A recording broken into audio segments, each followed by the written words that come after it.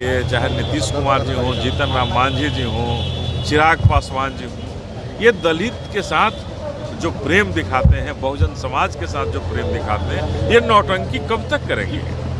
ये सारी नौटंकी कंपनियां हैं, चाहे जनता दल यू हो, चिराग पासवान जी हो या जीतन राम मांझी जी हो, ये नौटंकी दिखा रहे हैं। ये घड़ियाली आंसू कब तक? क्यों नहीं अमित शाह के खिलाफ आज तक एक भी टीका टिप्पणी? कब तक डबल इंजन की सरकार आप चलाएंगे? जिस शासन के मुखिया हमारे बाबा साहब के खिलाफ टीका टिप्पणी कर रहा हो और आप उसमें शासन के भागीदार बने हुए, कब तक चलेगा चिराग जी? कब तक चलेगा जीतन राम मांझी जी? चलिए लगाइए, हो गया। चलिए बस निकालिए और आगे बढ़ाइए। हाँ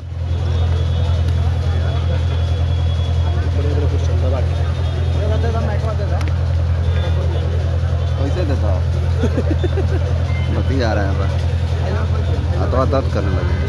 सर, आज बहुजन समाज पार्टी पूरे देश भर में प्रदर्शन कर रही है और आज बक्सर में भी आप लोग बैठे हैं, क्या मांग है सर आप लोगों की? देखिए, स्पष्ट रूप से कहना है कि भारतीय जनता पार्टी का एक एजेंडा है, आरएसएस का एक एजेंडा है, जो इस भारत में बाबा साहब के सुंदर संविधान को खत्म करना, और उसी एजेंडा के तहत भारत के गृह मंत्री ने संसद के अंदर एक ऐसी ओछी टिप्पणी हमारे बहुजन समाज के नायक भगवान पर की है, जिसके खिलाफ आज पूरे भारत में हम सभी धरना प्रदर्शन कर रहे हैं और मांग कर रहे हैं कि आप बयान को वापस लीजिए, देश से माफी मांगिए, बाबा साहब के अनुयायियों से माफी मांगिए और उस बयान को आप वापस। आखिर कब तक बाबा साहब को अपमानित करते रहेंगे आप? ये बाबा साहब का अपमान नहीं है, ये हम बहुजन समाज के लोगों का अपमान है। ये तमाम हमारे बहुजन समाज के जो व्यक्ति हैं, इस भारत की धरती पर जो तमाम बहुजन समाज के लोग हैं, महिलाएं हैं, जिन्होंने बाबा साहब ने जिन्हें समानता का अधिकार दिया है, अगर उन सबों ने मिल करके उनके खिलाफ अगर अमित शाह जी जैसे लोग अपमानित करने का काम किए हैं, तो ये बहुजन समाज का अपमान है। और हम इसी अपमान के खिलाफ बहन जी के नेतृत्व में, बहन जी में आस्था व्यक्त करते हुए, बहन जी ने पूरे भारत में आज बहुजन समाज पार्टी की तरफ से धरना प्रदर्शन की बात कही, और आज हम सभी पूरे भारत में, बिहार के अंदर मैं जानता हूँ 38 जिला मुख्यालय पर बैठ करके धरना प्रदर्शन दे रहे हैं और भारत की सरकार को बाध्य करेंगे कि इस बयान को वापस करें, मांगे, वापस ले, और भविष्य में किसी नेता की बदजुबानी इतनी नहीं हो कि हमारे बाबा साहब के खिलाफ टिप्पणी। सर, अमित शाह का सफाई में बयान आया, उनका ये कहना है कि हमारी वीडियो को एडिटिंग करके दिखाया जा रहा है, AI से बना कर दिखाया जा रहा है। देखिए, ये झूठ बोलने के लोग हमारे बाबा साहब के खिलाफ टिप्पणी करें, जिन बाबा साहब को हम सुबह उठते हैं तो अपने भगवान के रूप में जिन्हें हम पूजा करते हैं, मानते हैं, जो हमारे भगवान हैं, हमारे आइडियोलॉजीज, हमारे बहुजन समाज के जो भगवान हैं, ऐसे लोगों के बारे में ओछी टिप्पणी अमित शाह का करना निश्चित रूप से एक सोची समझी राजनीति है आरएसएस का, एक सोची समझी राजनीति है भारतीय जनता पार्टी का, और बहुजन समाज पार्टी इसकी तीखी निंदा करती है और मांग करती है कि इस बयान को वापस लें। बहुत सारे एनडीए समर्थित दलों के नेता ये कह रहे हैं कि जी भाई, अगर फिसल भी गई तो इतना हो हंगामा क्यों करना है? मैं ये जो एनडीए के जो लोग शासन के लिए, कुर्सी के लिए, चाहे नीतीश कुमार जी हों, जीतन राम मांझी जी हों, चिराग पासवान जी हों, ये दलित के साथ जो प्रेम दिखाते हैं, बहुजन समाज के साथ जो प्रेम दिखाते हैं, ये नौटंकी कब तक करेंगे?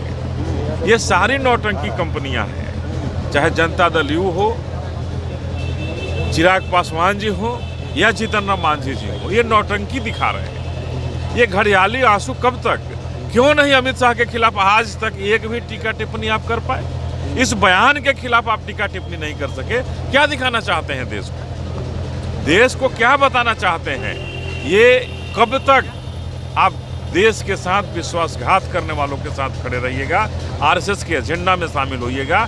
और भारत के संविधान के खिलाफ अगर कोई टीका टिप्पणी करता है, नीतीश कुमार जी कहाँ सोए हुए हैं आप? जीतन राम मांझी जी कहाँ सोए हुए हैं? चिराग पासवान जी कहाँ सोए हुए हैं? हम दलितों के मसीहा, हम बहुजन समाज के भगवान, हम पिछड़ा अति पिछड़ा के भगवान, महिलाओं के भगवान के खिलाफ भारतीय जनता पार्टी के एक मंत्री टीका टिप्पणी कर रहा है और आप उसके साथ गलबहियां करके शासन चला रहे हैं। कब तक डबल इंजन की सरकार आप चलाएंगे? जिस शासन के मुखिया हमारे बाबा साहब के खिलाफ टीका टिप्पणी कर रहा हो और आप उसमें शासन के भागीदार बने हुए हैं। कब तक चलेगा चिराग जी? कब तक चलेगा जीतन राम मांझी जी? हमें तो ऐसा लगता है, हम तो बिहार के हैं लोग, ठोक बजा के एक ही चीज़ कहना चाहते हैं कि हम तो बाबा साहब के सम्मान के साथ खड़े हैं, जिएंगे मरेंगे बाबा साहब के सम्मान के साथ मरेंगे और बाबा साहब ने जो मान और सम्मान दिया है उसके साथ खड़े रहेंगे। लेकिन कोई भी हम सबों के जिंदा रहते हुए बाबा साहब के खिलाफ कोई टीका टिप्पणी करेगा, उसे किसी भी स्तर तक जाकर छोड़ेंगे नहीं। अमित शाह का बयान है, कह रहे हैं कि अगर हम माफी भी मांग देंगे तो दाल नहीं गलने वाली है। कौन सी दाल उनसे गलाने की बात कर रहे हैं? हम आरएसएस से कोई दाल नहीं गलाना चाहते हैं कि आरएसएस वाले हमारे दाल गला दें। हमारे बहुजन समाज का दाल रोज गलता है। हम ये कहना चाहते हैं कि अमित शाह जी, आप माफी मांग करके देश को जिस रास्ते पर ले जाना चाहते हैं, आपके माफी मांगने से वो रुक जाएगा।